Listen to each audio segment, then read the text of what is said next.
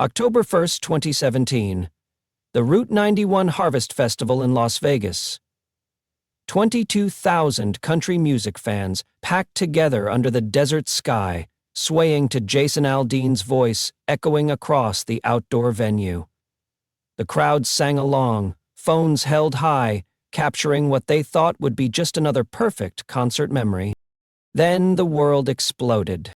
At 10:05 p.m., automatic gunfire erupted from the 32nd floor of the Mandalay Bay Resort.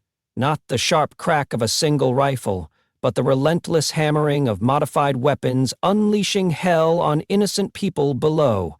The music stopped. Screams replaced melodies. Bodies dropped like dominoes across the festival grounds. In just 10 minutes of pure terror, 60 people lay dead. 867 others bore wounds that would mark them forever. Families destroyed, lives shattered, all because of one man positioned high above the chaos, methodically executing the deadliest mass shooting in American history. But here's what makes this case so disturbing.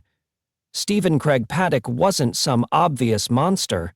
He was a 64-year-old retired accountant. A real estate investor who played video poker and lived quietly with his girlfriend. No criminal record, no history of violence, no red flags that screamed danger. His neighbors described him as polite but distant. His brother called him just a guy. Even the FBI struggled to find a clear motive after the most extensive investigation in bureau history. This wasn't a terrorist with a manifesto. This wasn't a disgruntled employee seeking revenge.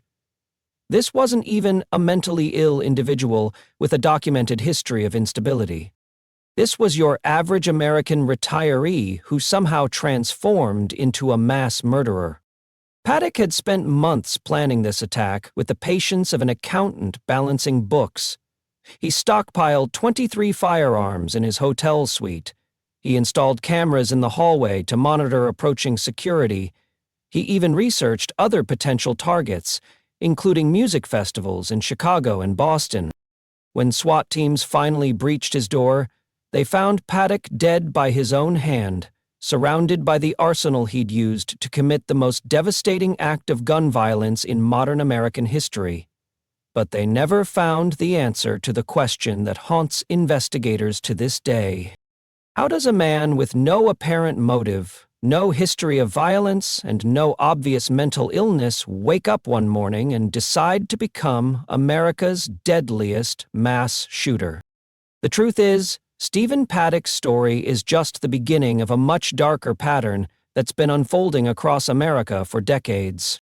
Welcome to Savage Case Files, where we don't just tell you what happened, we expose the terrifying reality of how ordinary people become extraordinary killers. Over the next hour, you're going to witness 19 cases that will fundamentally change how you see the world around you. Case 2, Omar Mateen. June 12, 2016.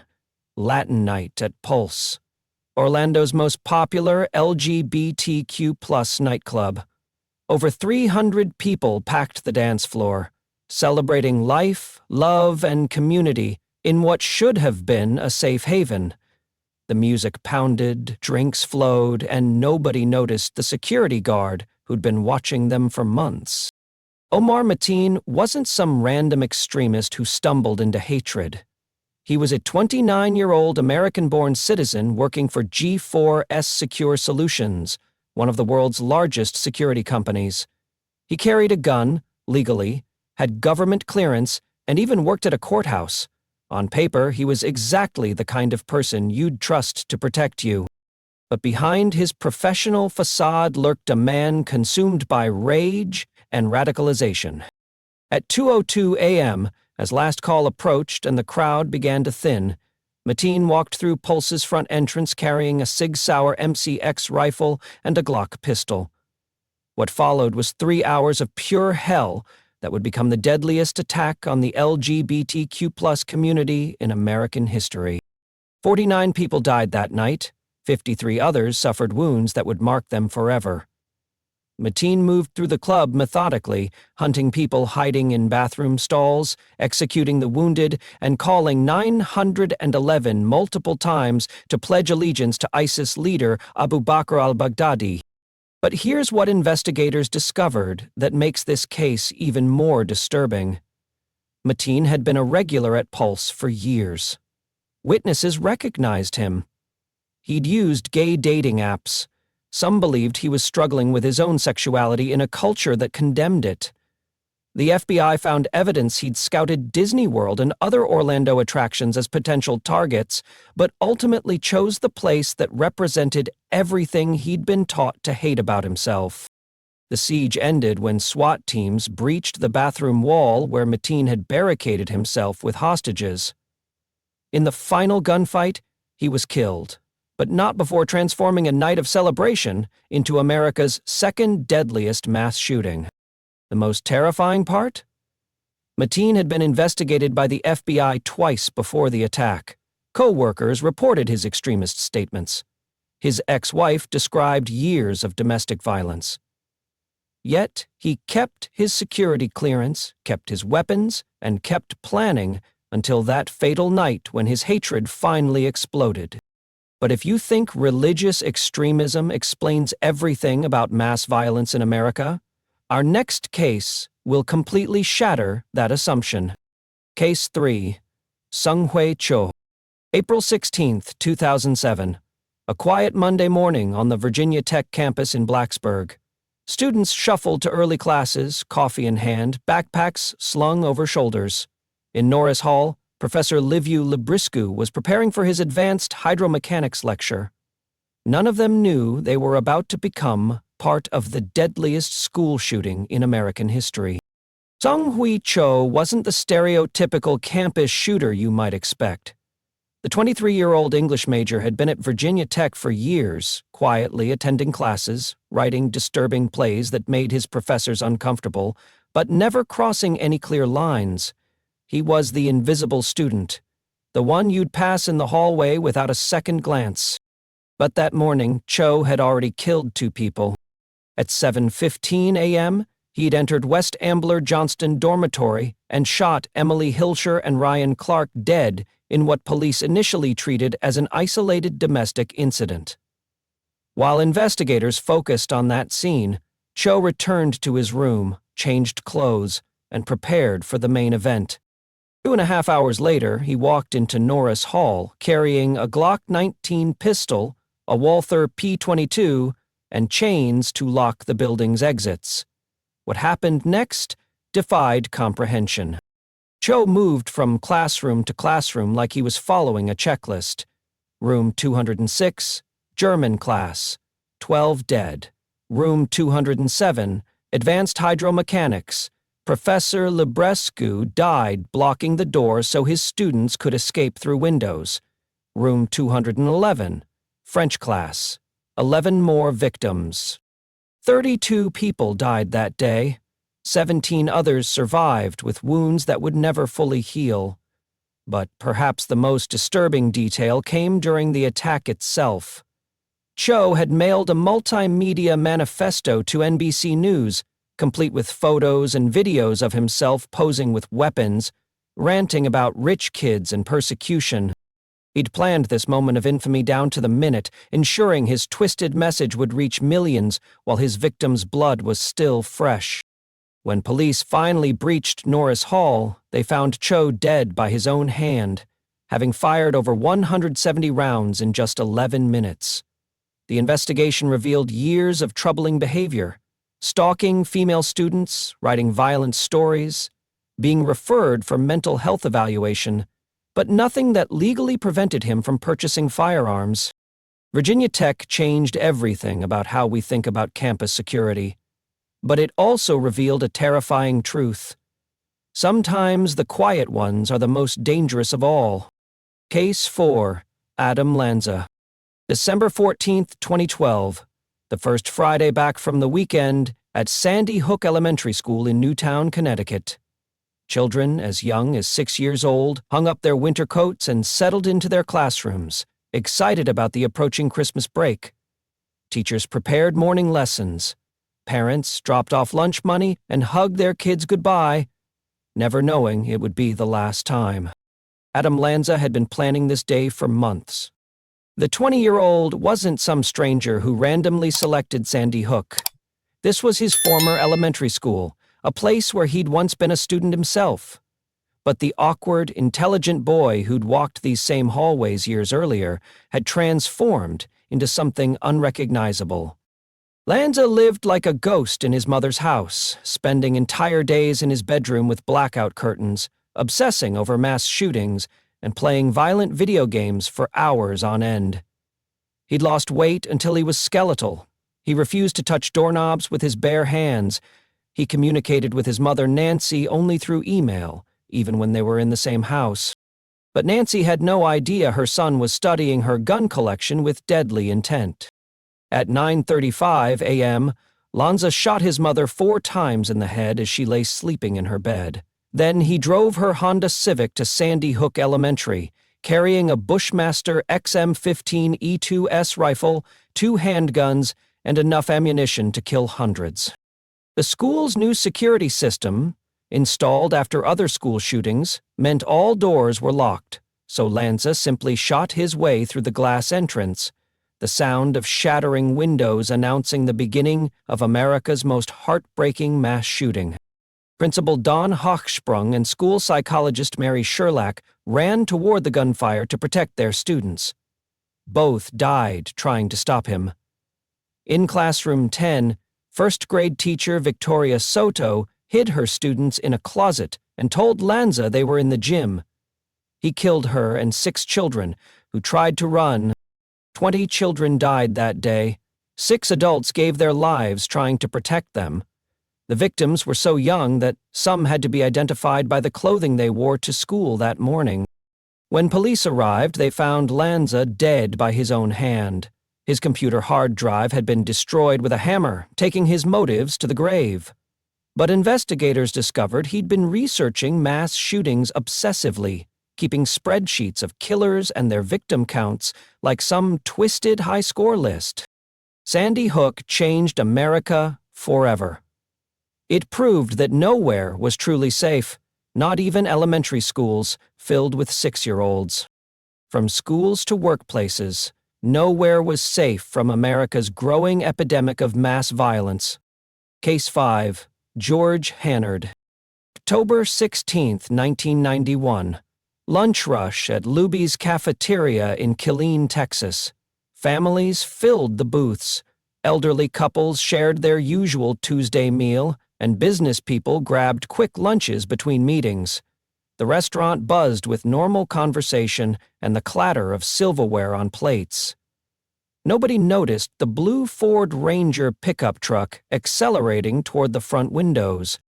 George Hennert had been planning this attack for years. The 35-year-old unemployed merchant seaman wasn't some random madman who snapped without warning. He was a methodical killer who'd spent months writing letters filled with rage against women, minorities, and what he saw as a world that had rejected him.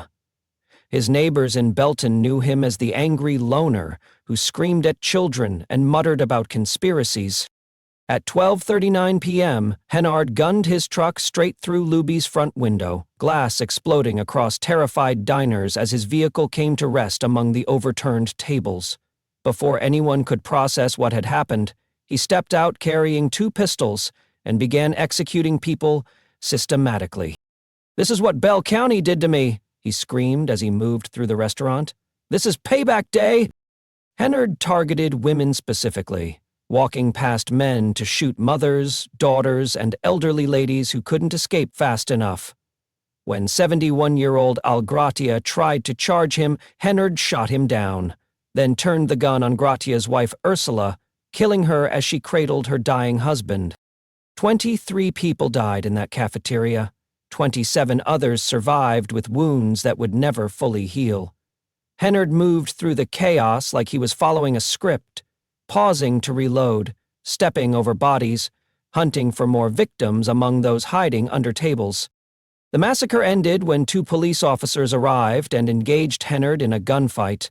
Cornered and wounded, he retreated to a bathroom and shot himself in the head, but not before transforming a quiet lunch into the deadliest mass shooting in American history at that time. The investigation revealed Hennard's deep hatred of women stemmed from years of rejection and perceived slights. He'd been turned down for jobs, relationships, and military advancement, building a rage that finally exploded in that Texas cafeteria. Luby's changed everything about concealed carry laws in Texas. Susana Gratia, who watched, helplessly, as Hennard killed both her parents, became a fierce advocate for gun rights, arguing that armed citizens might have stopped the massacre. Case 6. Patrick Crusius. August 3, 2019. Saturday morning at the Walmart Supercenter in El Paso, Texas. Families stocked up on back-to-school supplies. Parents pushed shopping carts filled with children, and the parking lot buzzed with weekend shoppers. The store sat just miles from the Mexican border, serving a predominantly Hispanic community that had no idea they'd been targeted for extermination. Patrick Crusius had driven 650 miles from his home in Allen, Texas, with one purpose: to kill as many Hispanic people as possible. The 21-year-old wasn't some impulsive racist who acted on sudden hatred. He was a methodical killer who'd spent months planning what he called a response to the Hispanic invasion of Texas.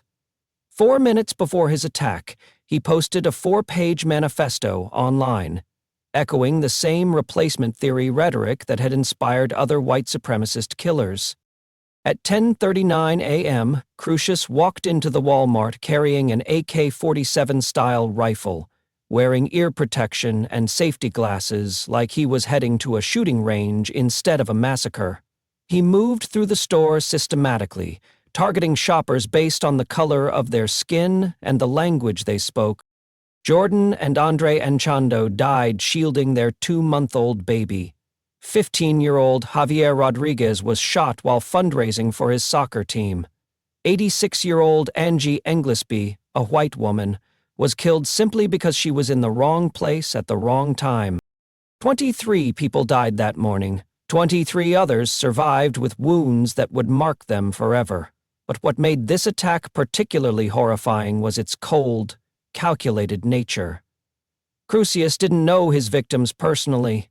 He killed them simply because of their ethnicity, turning a routine shopping trip into the deadliest anti-Latino attack in modern American history. When police arrived, Crusius didn't resist.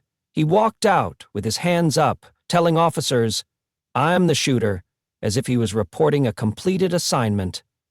During interrogation, he showed no remorse, explaining his actions as necessary to stop what he believed was an invasion of America.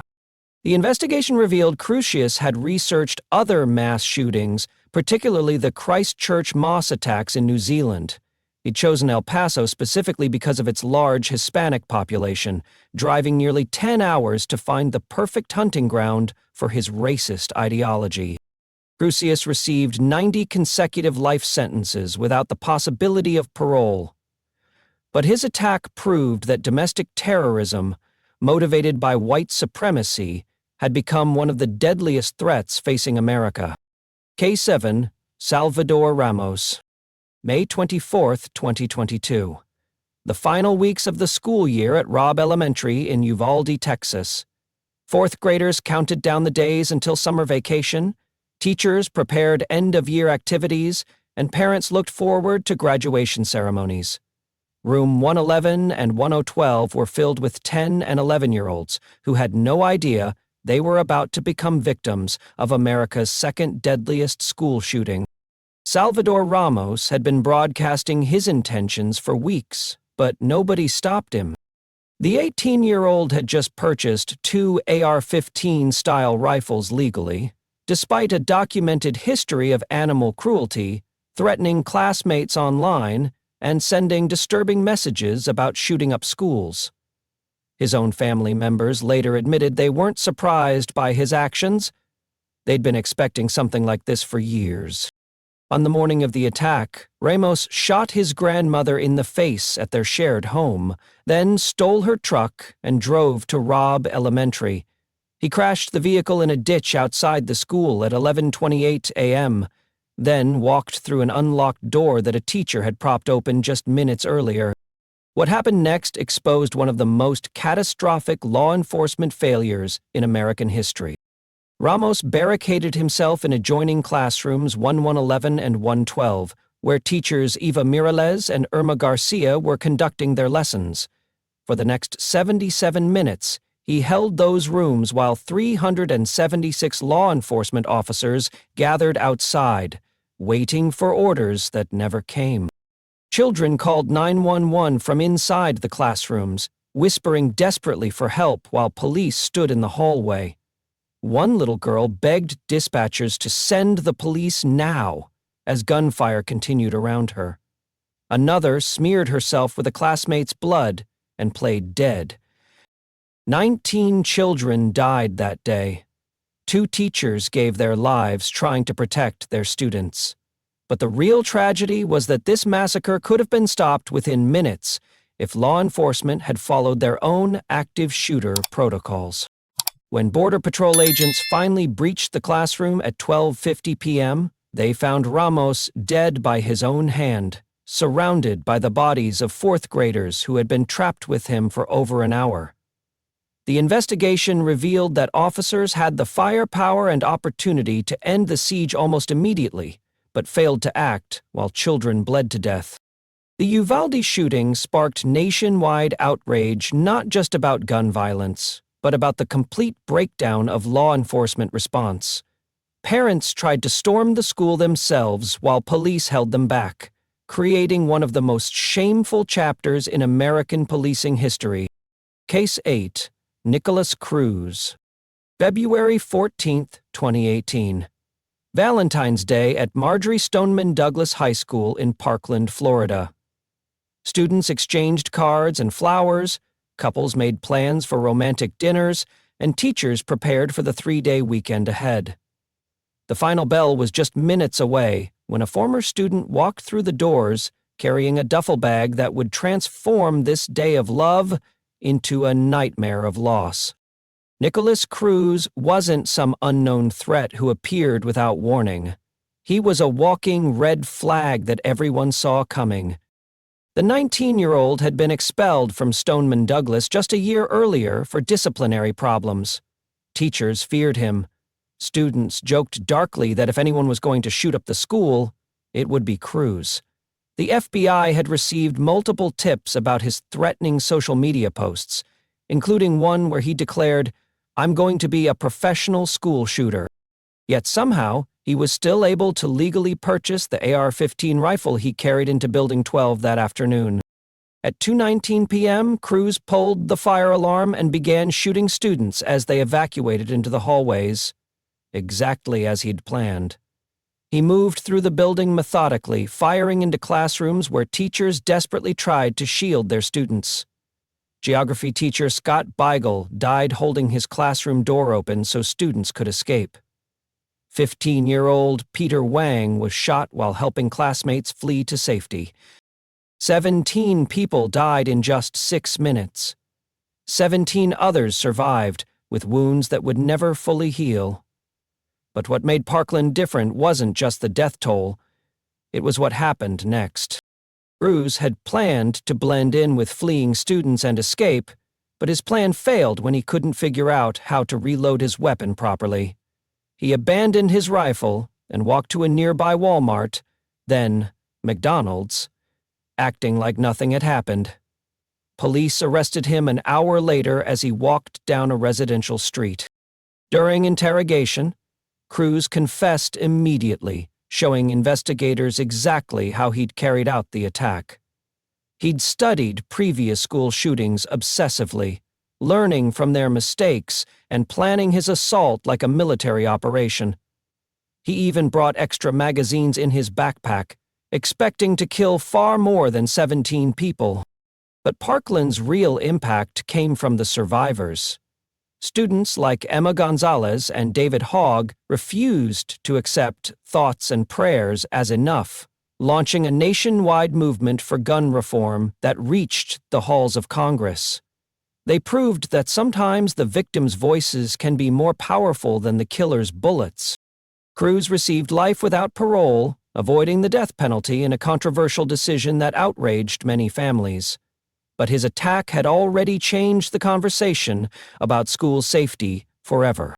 Case 9. Charles Whitman. August 1, 1966. A scorching Monday morning at the University of Texas in Austin. Students hurried across the campus quad, seeking shade from the brutal Texas heat. The iconic UT Tower stood 307 feet above the sprawling campus, its observation deck offering panoramic views of the city below. Nobody looked up to see the former Marine positioning himself with enough firepower to change American history forever. Charles Whitman wasn't supposed to be a killer. He was supposed to be a success story. The 25-year-old architectural engineering student had served honorably in the Marines, earned a scholarship to UT, and married his high school sweetheart. His professors respected his intelligence. His friends knew him as disciplined and reliable. But behind his all-American facade, Whitman was fighting a battle he was destined to lose. The night before his attack, Whitman sat at his typewriter and composed a chilling confession. "I don't really understand myself these days. I am supposed to be an average, reasonable, and intelligent young man. However, lately, I can't recall when it started, I have been a victim of many unusual and irrational thoughts." At 11:35 p.m. on July 31st, he drove to his mother's apartment and stabbed her to death, leaving a note that read, "I have just killed my mother. If there's a heaven, she's going there." 3 hours later, he returned home and killed his wife Kathy as she slept, writing, "I love her dearly, and she has been as fine a wife to me as any man could ever hope to have." Then he loaded his footlocker with rifles, pistols, and ammunition and drove to the UT campus. At 11:48 a.m., Whitman took the elevator to the 27th floor of the UT Tower, then climbed the stairs to the observation deck. He killed the receptionist and 2 tourists, then barricaded the door and began shooting at people below like they were targets in a shooting gallery. For 96 minutes, Whitman held the entire campus hostage. He picked off students walking to class, pregnant women crossing the street, and anyone who moved within his line of sight. 16 people died that day. 31 others survived, with wounds that would mark them forever. The siege ended when Austin police officers Ramiro Martinez and Houston McCoy stormed the observation deck and killed Whitman in a close-quarters gunfight. When investigators examined his body, they discovered something that explained everything. A brain tumor pressing against his amygdala, the region that controls aggression and fear. Whitman had actually seen a psychiatrist months before the shooting, complaining of violent thoughts and headaches. He'd even mentioned his desire to go up on the tower with a deer rifle and start shooting people.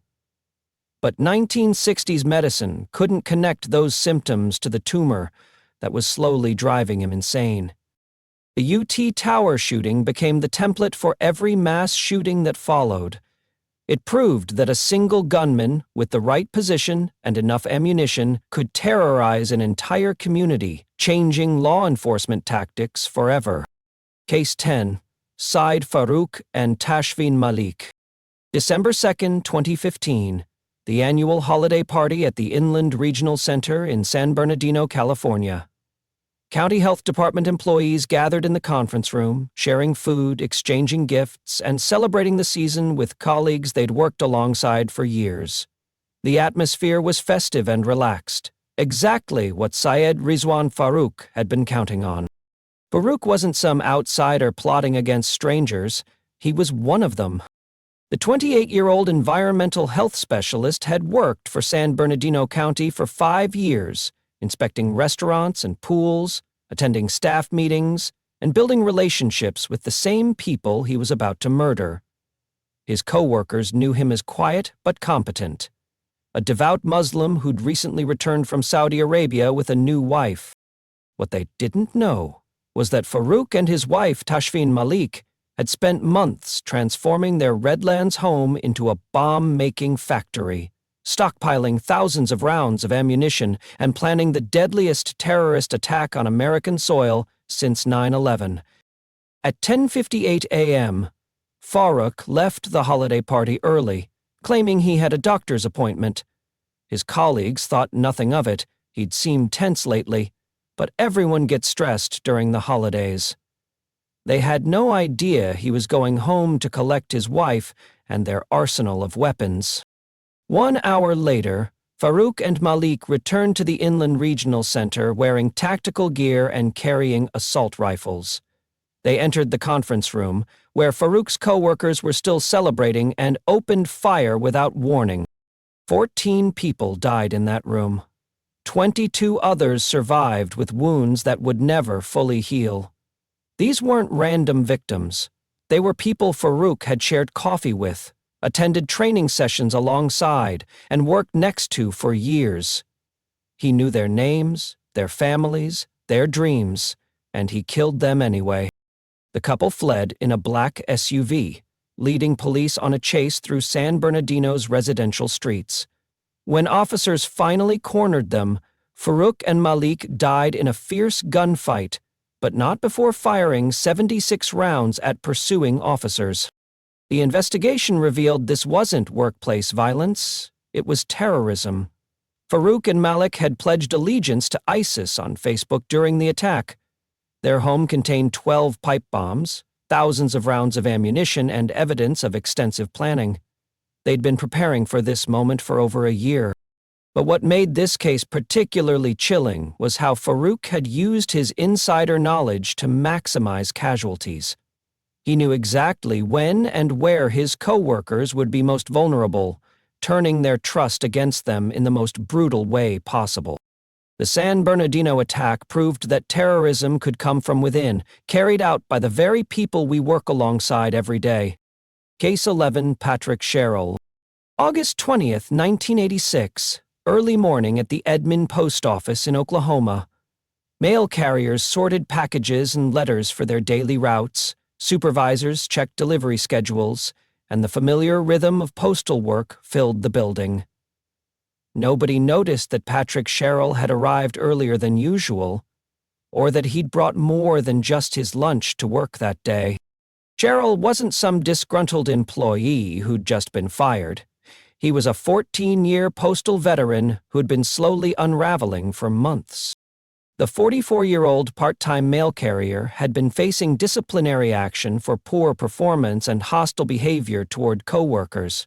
His supervisors had scheduled a meeting for that very morning to discuss his future with the Postal Service, a meeting that would likely end with his termination. But Sherrill had decided to hold his own meeting first.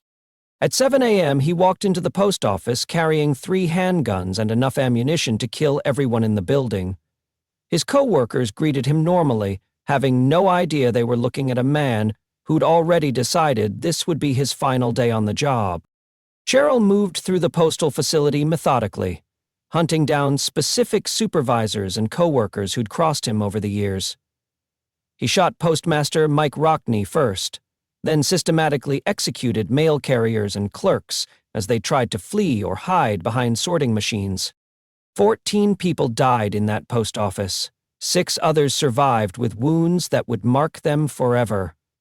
But what made this massacre particularly disturbing was how personal it was.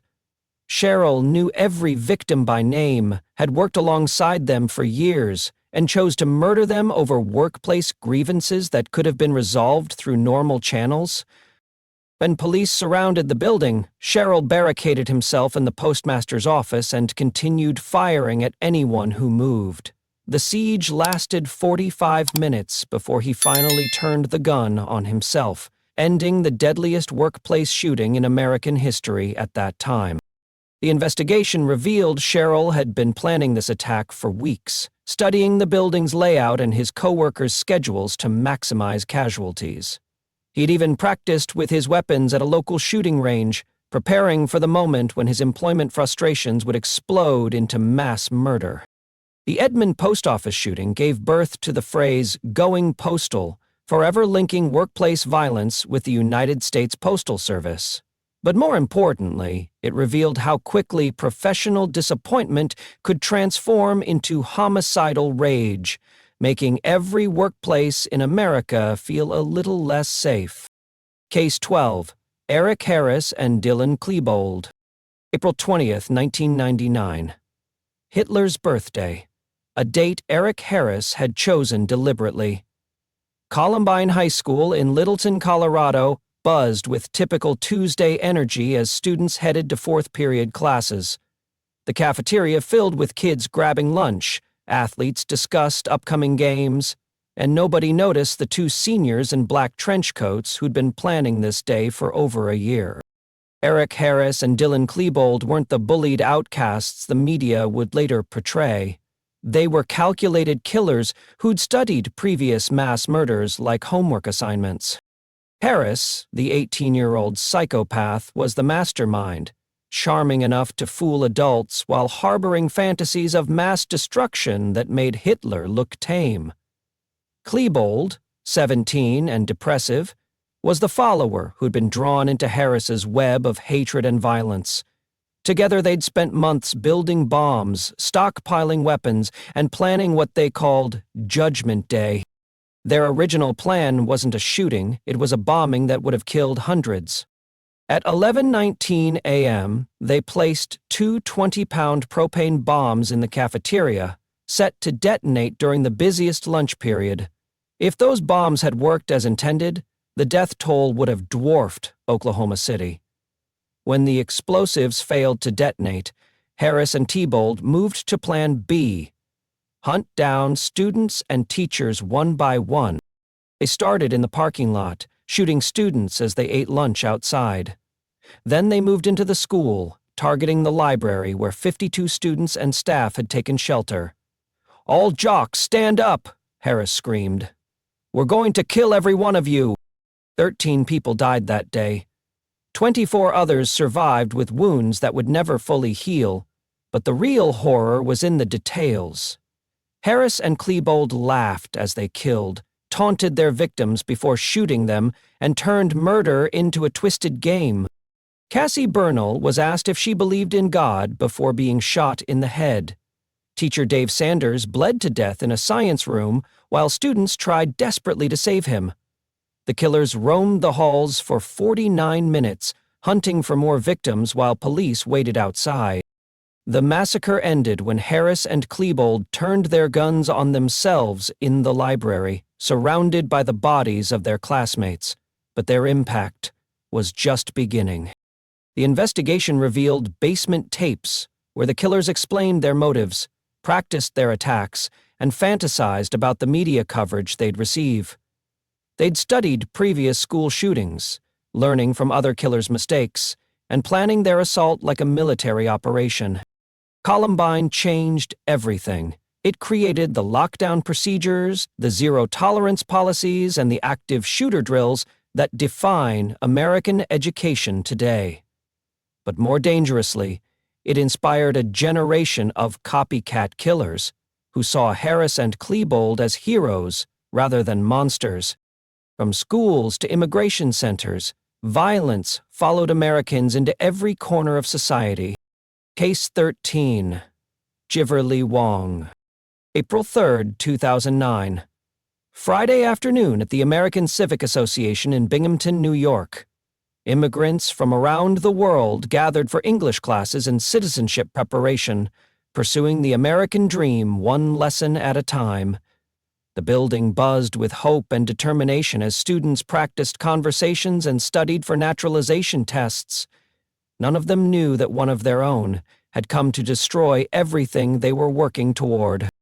Jiverly and Terrace Wong had once sat in those same classrooms, struggling with the same language barriers and cultural challenges as his future victims.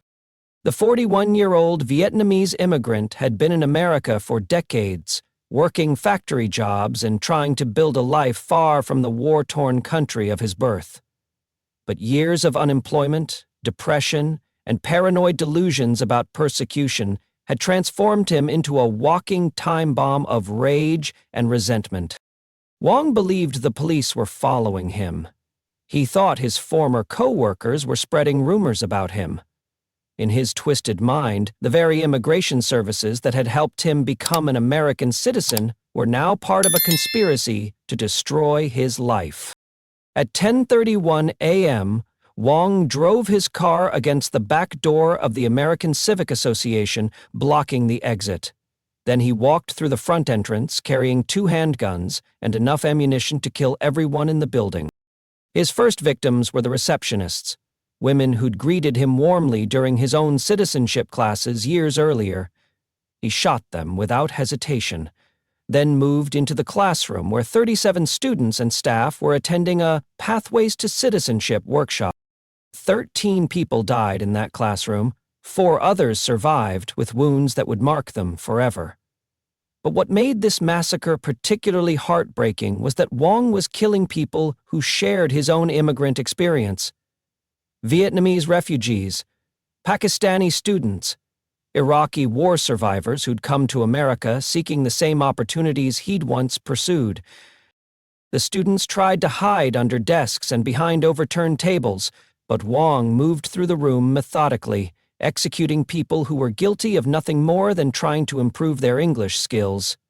Some victims were shot multiple times as they begged for their lives, in languages Wong understood perfectly. When police surrounded the building, Wong barricaded himself in a supply closet and continued firing at officers through the walls. The siege lasted 4 hours before he finally turned the gun on himself, ending a rampage that had targeted the very community that had once welcomed him. The investigation revealed Wong had been planning this attack for months, studying the building's layout and the class schedules to maximize casualties.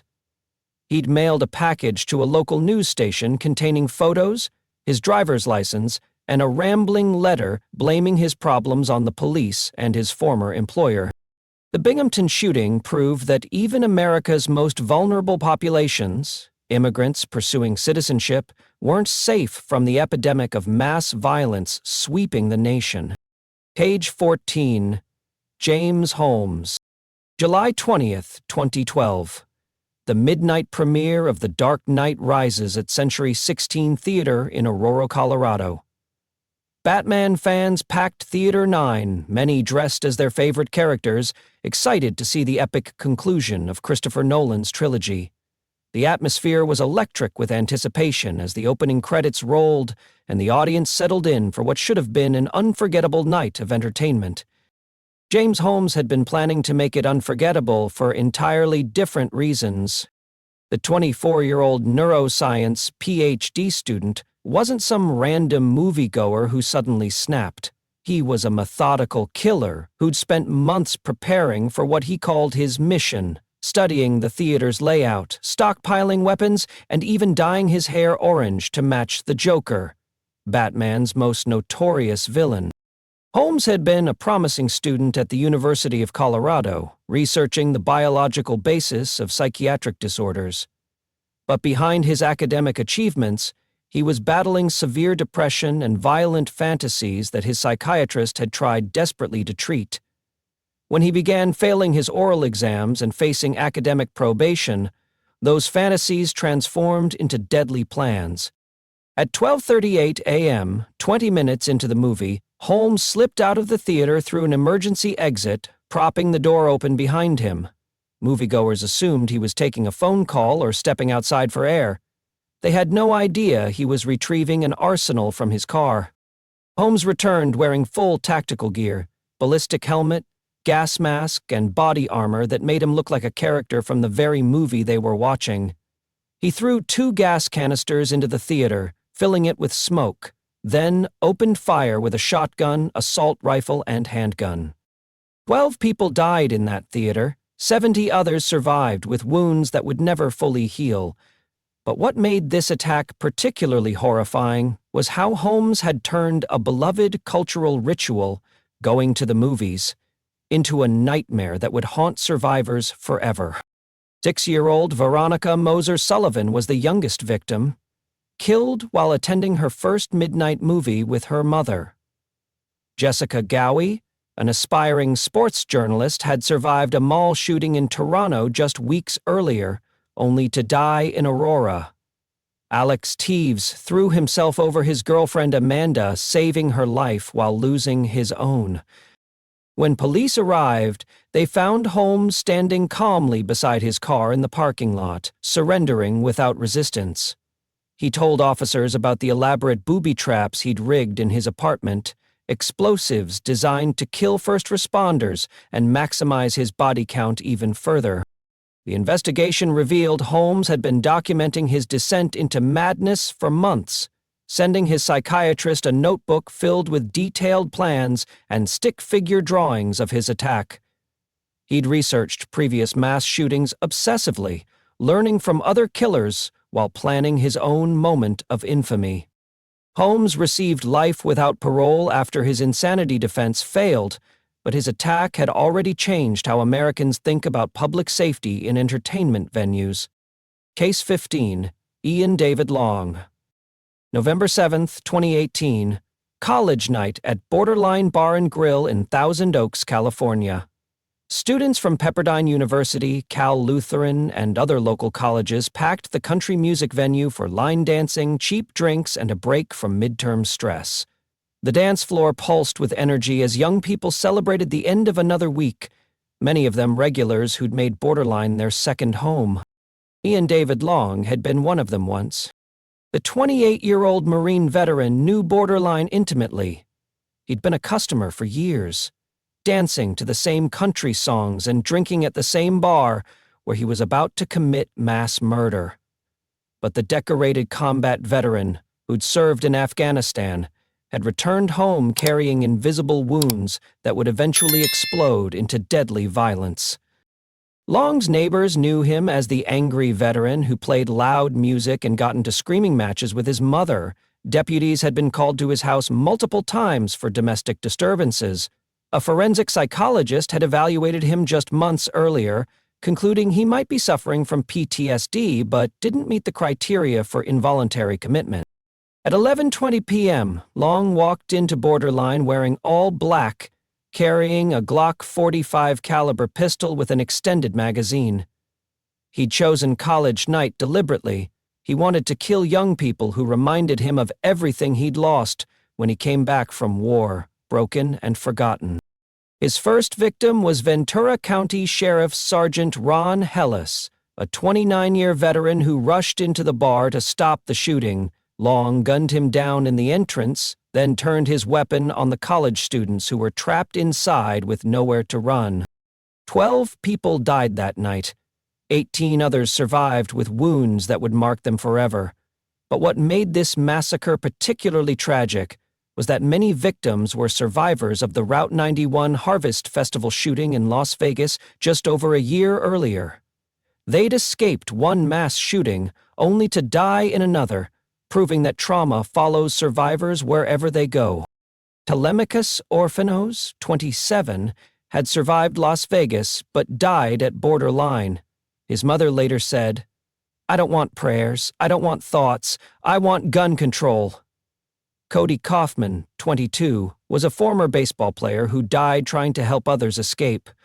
Noel Sparks, 21, was a Pepperdine student who'd posted on social media about surviving Las Vegas. Her final post was from inside Borderline as the shooting began. When SWAT teams finally breached the bar, they found Long dead by his own hand in an office, having taken his own life rather than face capture. The investigation revealed he'd been planning this attack for weeks, studying the bar's layout and the college night crowd patterns to maximize casualties. Long's attack proved that even military training and combat experience couldn't protect someone from the demons that drive ordinary people to become mass killers. Case 16, Robert Bowers. October 27, 2018. Saturday morning at Tree of Life Synagogue in Pittsburgh's Squirrel Hill neighborhood. 3 congregations gathered for Shabbat services in the historic building that had served the Jewish community for over 150 years. Families prayed together, children attended Hebrew school, and elderly members shared stories after decades of worship in the same pews. None of them knew that their sanctuary was about to become the site of the deadliest anti-Semitic attack in American history. Robert Bowers had been planning this massacre for months, fueled by conspiracy theories and hatred he'd cultivated online. The 46-year-old truck driver from Baldwin wasn't some random anti-Semite who acted on impulse. He was a methodical killer who'd spent years posting increasingly violent content on Gab, a social media platform popular with white supremacists. He blamed Jewish organizations for supporting refugee resettlement, posting, "Highs likes to bring invaders in that kill our people. I can't sit by and watch my people get slaughtered.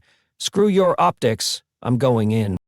At 9:50 a.m., Bowers parked outside Tree of Life and walked toward the building, carrying an AR-15 rifle and 3 handguns. He'd chosen Saturday morning deliberately, knowing the synagogue would be filled with worshippers attending multiple services simultaneously. His first victims were Joyce Feenberg and Richard Gottfried, elderly congregants who were greeting visitors in the lobby. Bowers shot them without warning, then moved through the building hunting for more victims, like he was clearing rooms in a military operation. 11 people died that morning. 6 others survived with wounds that would never fully heal. The victims ranged in age from 54 to 97, grandparents, retirees, and community pillars who dedicated their lives to faith and service. Brothers Cecil and David Rosenthal, both intellectually disabled, were killed while helping set up for services. Bernice and Sylvan Simon, married for 62 years, died together in the sanctuary where they'd worshipped for decades. When police arrived, Bowers engaged them in a fierce gunfight, wounding 4 officers before barricading himself in a third-floor bathroom. As SWAT teams closed in, he surrendered, telling officers, "All these Jews need to die," and claiming he wanted to kill more. The investigation revealed Bowers had been radicalized entirely online, consuming anti-Semitic propaganda and conspiracy theories that convinced him Jewish Americans were orchestrating white genocide. He'd researched the synagogue's layout and service times, planning his attack to coincide with maximum attendance. During his trial, Bowers showed no remorse, even smiling as prosecutors described his victims' final moments. He was sentenced to death, becoming the first person executed for federal hate crimes in American history. The Tree of Life shooting proved that ancient hatreds could still explode into modern violence, turning places of worship into battlegrounds in America's ongoing struggle with domestic terrorism. Case 17. Jared Loughner. January 8, 2011. Saturday morning at a Safeway supermarket in Tucson, Arizona. Congresswoman Gabrielle Giffords had set up a folding table outside the store for her Congress on Your Corner event, meeting with constituents who wanted to discuss health care, immigration, and local issues. Families pushed shopping carts past the small crowd of voters, children played nearby, and the atmosphere was relaxed and democratic, exactly what American politics was supposed to look like.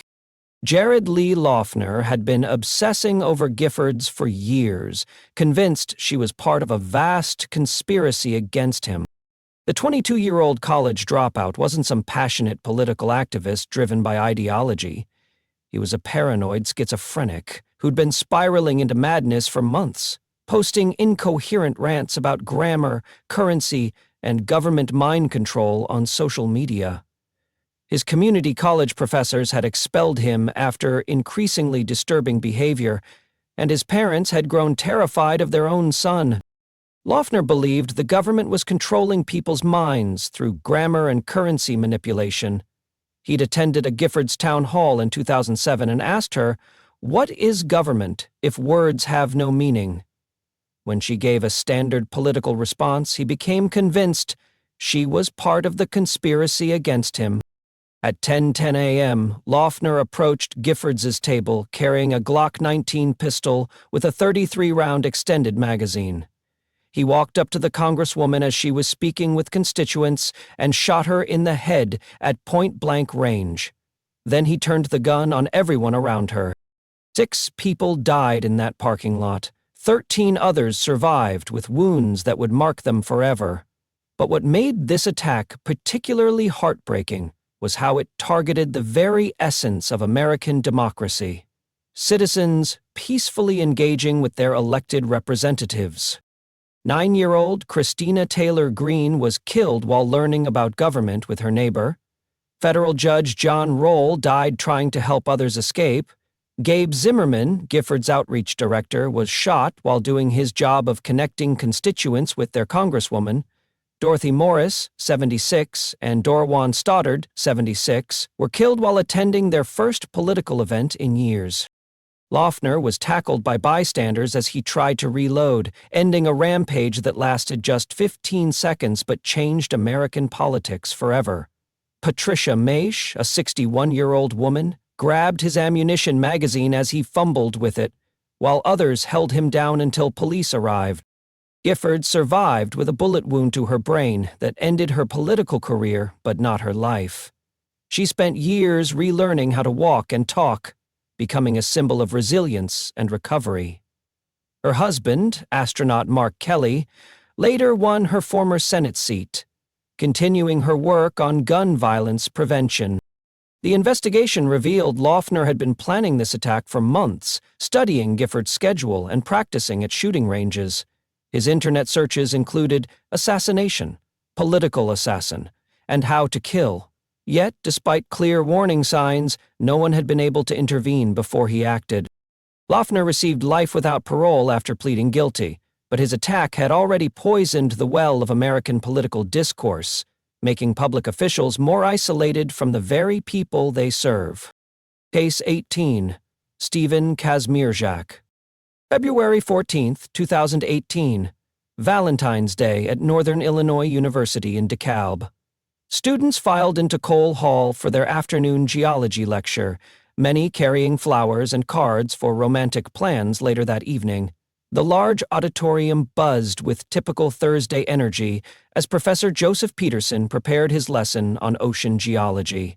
Nobody noticed the former student who walked through the back doors carrying a guitar case that didn't contain an instrument. Stephen Kazmierczak had been one of their own just months earlier, a graduate student who'd earned respect from professors and peers alike. The 27-year-old had seemed like a success story in recovery.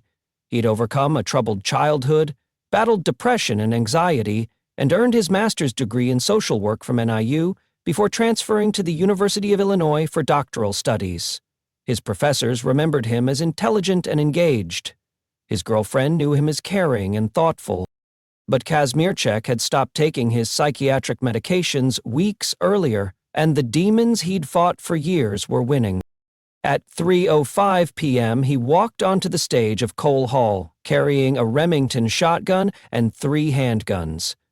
The 120 students in the lecture hall initially thought it was some kind of Valentine's Day prank, until he opened fire on the front rows without warning. 5 people died in that classroom. 21 others survived with wounds that would never fully heal. But what made this attack particularly disturbing was how random and senseless it seemed. Kazmierczak had no connection to the geology class, no grudge against the professor, and no apparent motive beyond his own psychological breakdown.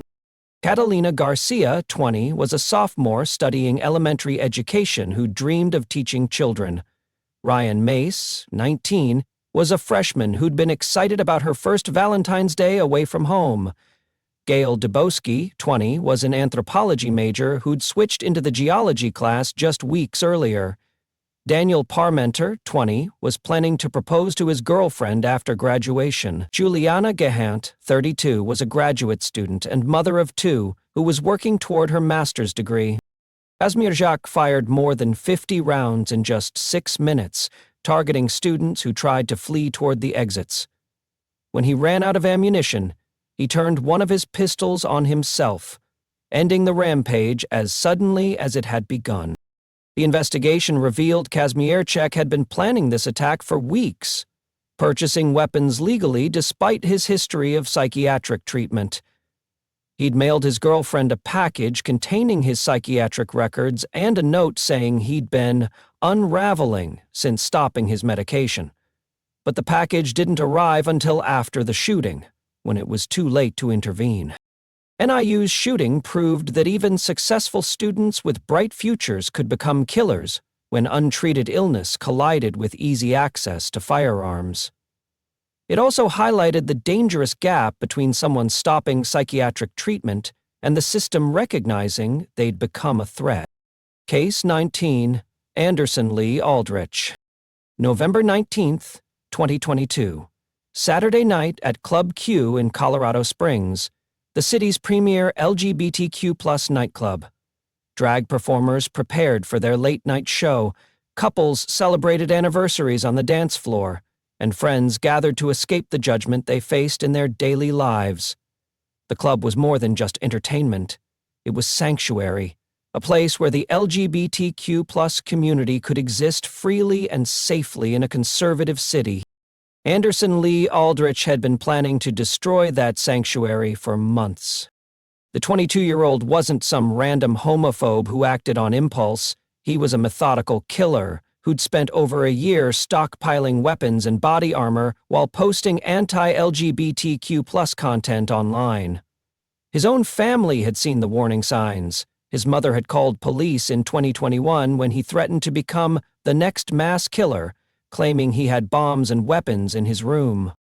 Yet somehow he was still able to legally purchase the firearms he carried into Club Q that night. At 11:57 p.m., just before midnight, Aldrich entered the club carrying an AR-15-style rifle and a handgun. He'd chosen Saturday night deliberately, knowing the venue would be packed with people celebrating the weekend. His plan was simple: kill as many LGBTQ+ people as possible before police could stop him. His first victims were Daniel Aston, a 28-year-old bartender and drag performer who went by Nicky Fierce, and Derek Rump, 38, who was celebrating his birthday at the club.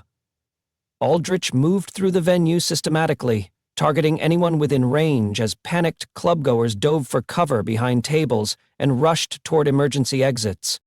5 people died that night. 25 others survived, with wounds that would mark them forever. But what made this attack different from so many others was how it ended. Not with police intervention, but with the heroic actions of the club's own patrons. Richard Fierro, an Army veteran celebrating his daughter's birthday, tackled Aldrich as he tried to reload his rifle. Thomas James helped pin the shooter down, while Fierro beat him with his own weapon. Other patrons joined the fight, holding Aldrich until police arrived 6 minutes later. The investigation revealed Aldrich had been inspired by previous anti-LGBTQ+ attacks, particularly the Pulse nightclub shooting in Orlando. He'd researched Club Q extensively, studying its layout and busy nights to maximize casualties. His online activity showed months of consuming extremist content that portrayed LGBTQ+ people as threats to traditional values. During his arrest, Aldrich claimed to be non-binary and used they-them pronouns, leading to speculation about whether this was genuine identity or a legal strategy to avoid hate crime charges. Prosecutors weren't fooled. They charged him with hate crimes and terrorism, seeking life without parole.